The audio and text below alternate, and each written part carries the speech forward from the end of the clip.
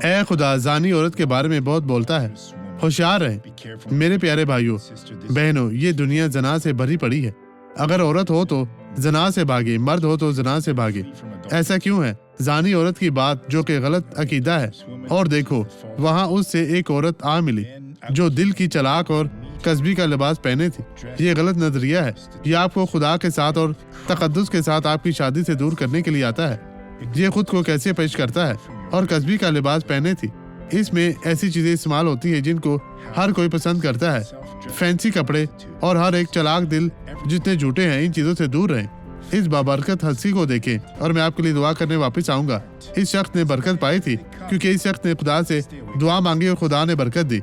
अब ये गवाही जरूर देखें मेरे जीजू।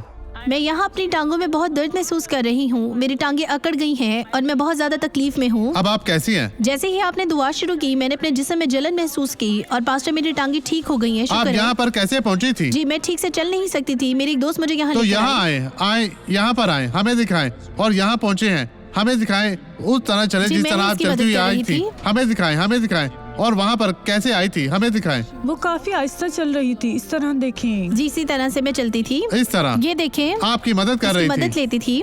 आप खुद से चले बहन, खुद से चले। चलती जाएं, चलती जाएं। आप आजाद हैं। डरे नहीं, डरे नहीं। हिचकिचाहट महसूस मत करें। चलती जाएं, चलती जाएं। बदी खत्म हो गई है, बदी गायब हो चुकी है। खुदाओं तेरा शुक्र हो।